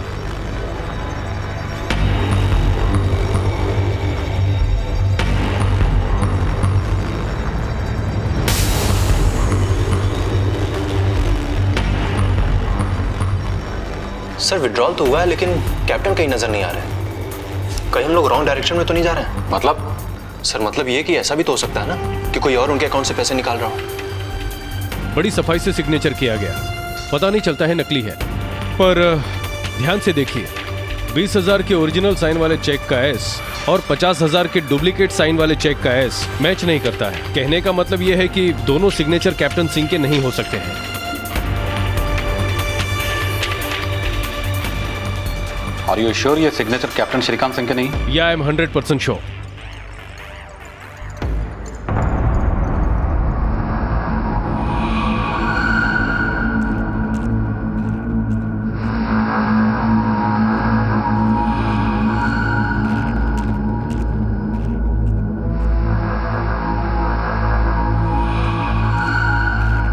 उस रात तो मैं गाड़ी के हॉर्न से जागा था, पर हाँ साहब, गाड़ी कैप्टन साहब की थी। सलाम साहब। गाड़ी के अंदर कैप्टन साहब ही थे? पक्का नहीं बोल सकता साहब। मतलब साफ है, वॉचमैन ने कार देखी, कार में किसी को देखा, लेकिन कार के हेडलाइट्स चालू होने की वजह से वो पहचान नहीं पाया। और सबसे बड़ी बात, वॉचमैन उस वक्त नींद में था और अक्सर ऐसे समय में दिमाग खुद ब खुद कुछ तस्वीरें बना लेता है, और हो सकता है इसी के चलते उसे ऐसा लगा हो कि उसने कैप्टन साहब को गाड़ी से बाहर जाते हुए देखा, या फिर कोई और गया जिसे ये पहचान नहीं पाया। हो सकता है सर। कैप्टन सिंह का लापता होना, उनके घर और गाड़ी से खून के निशान मिलना और उनकी गुमशुदगी के दौरान भी उनके अकाउंट से पैसों का विड्रॉ होना, एक तरफ ये सारी बातें इस पेचीदा केस की गुत्थी को उलझा रही थी, तो वहीं दूसरी तरफ इस केस के अनजान रास्तों पर चाहे हल्की सी सही थोड़ी रोशनी जरूर डाल रही थी। कार में बैठा शख्स कैप्टन था या कोई और? बैंक अकाउंट से पैसे कैप्टन ने निकाले थे या किसी और ने? खून के धब्बे कैप्टन, उसके बेटे, उसकी बहन या नौकर के नहीं थे तो फिर किसके थे? सर, जैसा कि मेरा अनुमान था, फॉरेंसिक रिपोर्ट भी यही कहती है कि कमोड की पाइप से हमें जो टुकड़े मिले थे वो किसी लीगल पेपर्स के थे। सर, वो पेपर्स कैप्टन की वसीयत का ड्राफ्ट था, मगर रफ ड्राफ्ट, जो किसी वकील के बनवाने के पहले के होते हैं, जिसमें ना ही किसी नोटरी के सिग्नेचर होते हैं, ना ही स्टैम्प। लेकिन सर, इस वसीयत पे किन किन लोगों के नाम थे ये पता नहीं चल पाया है, क्योंकि पेपर बुरी तरह से गल चुका था। कैप्टन की वसीयत के हकदार सिर्फ 2 शख्स हैं, एक उनका बेटा, दूसरे उनकी बहन। प्रॉपर्टी पे नजर उनके बेटे की, कमोड के पाइप में मिले वसीयत के फटे हुए टुकड़े और घर से मिले खून के निशान इस बात का सबूत है कि उस रात घर में कोई ना कोई वारदात तो जरूर हुई थी। कहीं ऐसा तो नहीं कि कैप्टन साहब ने अपने बेटे को वसीयत से बेदखल कर दिया और गुस्से में आकर बेटे ने बाप को मरवा डाला और उसने किसी को इस काम पे लगा दिया हो कि रेगुलर इंटरवल पे बैंक से पैसे विड्रॉ करता रहे, ताकि किसी को कोई शक ना हो और सबको ये लगे कि कैप्टन साहब जिंदा है। हो सकता है सर। कैप्टन साहब का कोई ना कोई लीगल एडवाइजर तो जरूर होगा। पता लगा उनका लीगल एडवाइजर कौन है? मैं ना सिर्फ लीगल एडवाइजर हूँ, बल्कि उनका दोस्त भी। कैप्टन साहब ने एक वसीयत बनवाई थी, शायद वो वसीयत आपने ही बनाई होगी। कैप्टन साहब वसीयत बनाने का इरादा रखते थे, इस बारे में मेरी उनसे बात भी हुई, लेकिन फाइनल ड्राफ्ट बना नहीं। आपकी जानकारी में कैप्टन साहब ने अपना फ्लैट और बाकी की जायदाद किसके नाम की? बेटे के नाम। एक ही बेटा है उनका, और किसके नाम करते? क्यों? उनकी तो एक बहन भी हो सकता है, कुछ हिस्सा बहन के नाम किया। हमने सुना है कि कैप्टन साहब और उनके बेटे के बीच संबंध कुछ कड़वे थे। कैप्टन साहब उससे नाराज रहा करते थे, लेकिन फिर भी जहां तक वसीयत का सवाल है, वो अपने बेटे के नाम ही करना चाहते थे। रिश्तों से बढ़कर दुनिया में कोई दौलत नहीं है, लेकिन जब वही धन दौलत दाव पर लग जाए तब रिश्ते रेत पर फैली ओस की तरह गायब हो जाते हैं। क्या बेटा, क्या बाप।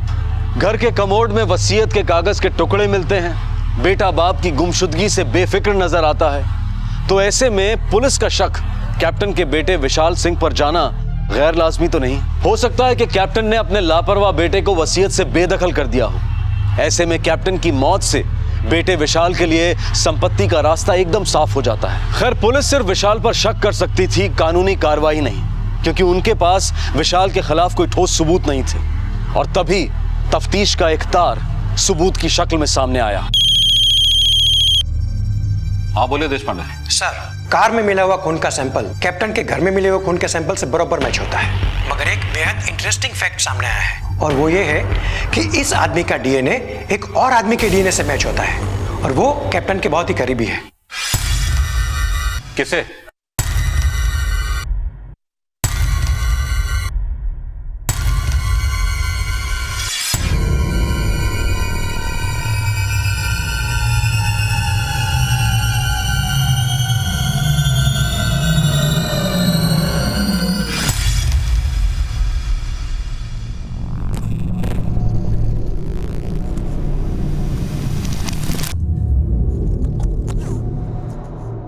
हेलो सिक्योरिटी, किसी को बाहर मत जाने दो।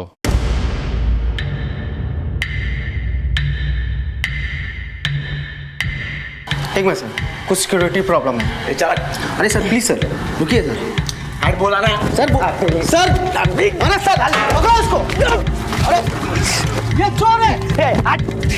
अबे छोटे चोर है, भाग रहा है, पकड़ो। अरे पकड़ो इसको। इंस्पेक्टर साहब लेके जाइए, ये चोर है, लेके जाओ साहब। जिंदगी का सफर रहस्यों से भरा है, यहाँ राह चलते कौन सामने आ जाए कहना मुश्किल है। बैंक के सीसीटीवी फुटेज में ये कौन शख्स था? अगर कैप्टन अपने अकाउंट से पैसे नहीं निकाल रहे थे तो ये कौन उनके पैसों पर सेंध लगा रहा था? मुंबई पुलिस की गतिशीलता काम आ गई। घर और गाड़ी में मिले खून के धब्बों का डीएनए एक ही आदमी का निकला, और डीएनए भी उसका जो अब तक बेकसूर बना सबको गुमराह कर रहा था।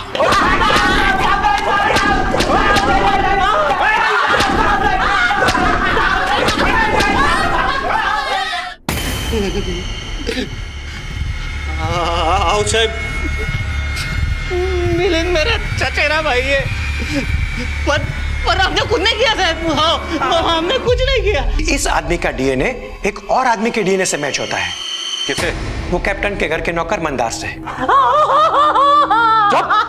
अब तक हम ये सोच रहे थे कि कैप्टन का बेटा हमें घुमा रहा है, लेकिन घुमा तो तू हमें रहा था मंदार। तेरी कुंडली तो छप चुकी है, सारी कहानी हमारी समझ में आ चुकी है। अब सीधे सीधे सच बता।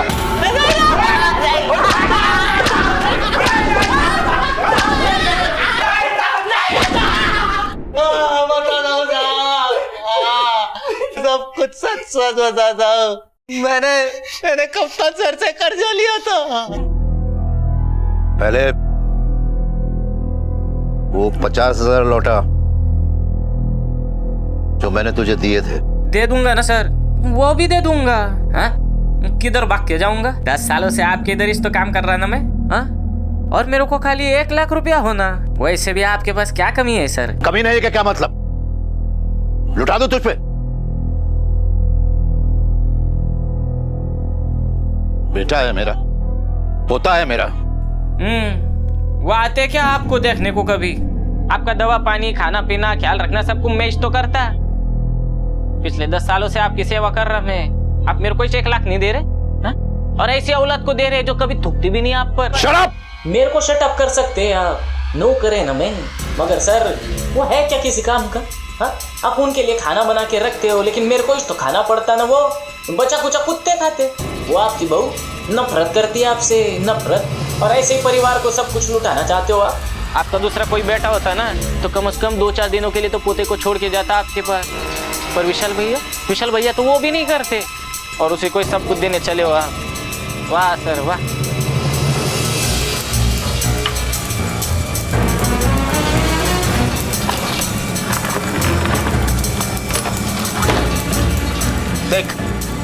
देख नालायक, अपनी वसीयत का एक हिस्सा मैंने तेरे नाम पर भी किया था, लेकिन आज मुझे तेरी नीयत में खोट नजर आ गई, इसलिए मैं इस वसीयत को फाड़ता हूं। नहीं सर, सॉरी सर, गलती हो गया सर। दोबारा ऐसी गलती नहीं होगी ना सर। सॉरी सर, माफ कर दो सर। छोड़ दो सर, माफ कर दो सर। हाथ जोड़ दो सर। सुन, मैंने तुझ पर भरोसा किया था जो आज टूट गया। अगर फौजी का भरोसा एक बार टूट जाए तो दोबारा वो गलती नहीं करता। Once a traitor is always a traitor। अब पहले तू मुझे 50,000 रुपए लौटाएगा, उसके बाद अपना हिसाब कर और दूसरी नौकरी ढूंढ।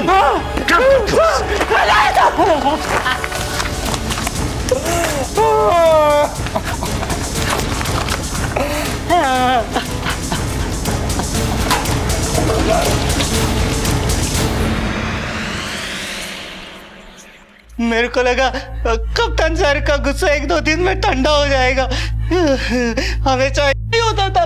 पर इस बार तो उन्होंने ठानी रखा था कि मेरे को काम पे से निकाल देंगे। इसके लिए मैंने अपने भाई मिलिंद को बुलाया। ये बग मिलिंद, अपने को ऐसा ही साइन मांगता एकदम बगुनगे। अरे ये तो अपने बायत का के लिए। मिलिंद 40 साइन करने में मास्टर था, और उस रात को जब उनका बेटा घर नहीं आया तब कप्तान सर बहुत दुखी हो गए थे। इसके लिए मैंने मिलिंद को पहले से बुला के रखा था।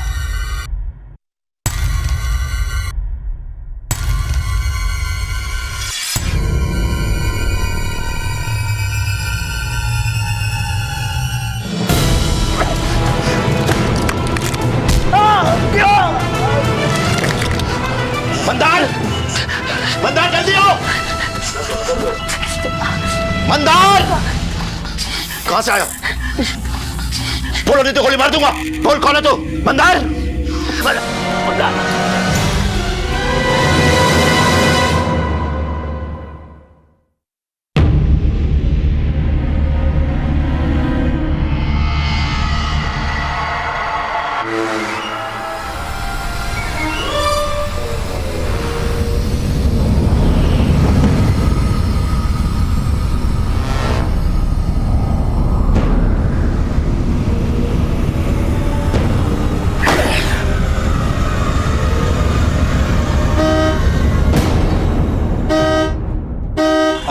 कैप्टन साहब,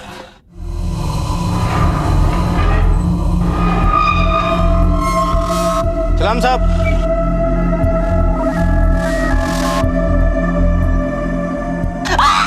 अब ये बता, कैप्टन साहब की बॉडी कहाँ है?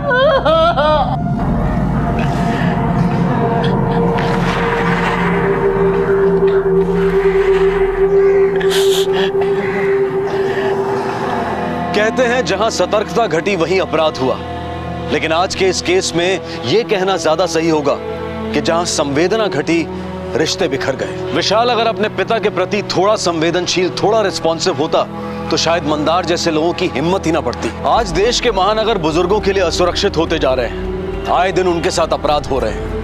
ताउम्र हमारी सुरक्षा करने वाले आज बेहद असुरक्षित हैं। मंदार और उसके साथी मिलन पर आईपीसी की धारा 25, 27, 54 और 61 के तहत कड़ी कार्रवाई की गई। माँ बाप वो दौलत है जिसके बदले में जहां भी मिल जाए तो कम है, लेकिन शायद इस बात का इल्म हमें तब होता है जब वो हमारे बीच नहीं रहते। अपने बुजुर्गों का, अपने माता पिता का ख्याल रखें, उनकी इज्जत करें, उन्हें भरपूर प्यार दें। इसी विचार के साथ मैं अनूप सोनी आपसे विदा लेता हूं। फिर मुलाकात होगी अगले एपिसोड में और खुलासा करेंगे एक और जुर्म का। तब तक अपना और अपने परिवार का ख्याल रखें और देखते रहें क्राइम पेट्रोल डायल 100। सबक एक को, सीख हम सबको। जय हिंद। इस तरह के और भी एपिसोड देखने के लिए हमारे चैनल को सब्सक्राइब करें और बेल आइकन दबाना ना भूलें।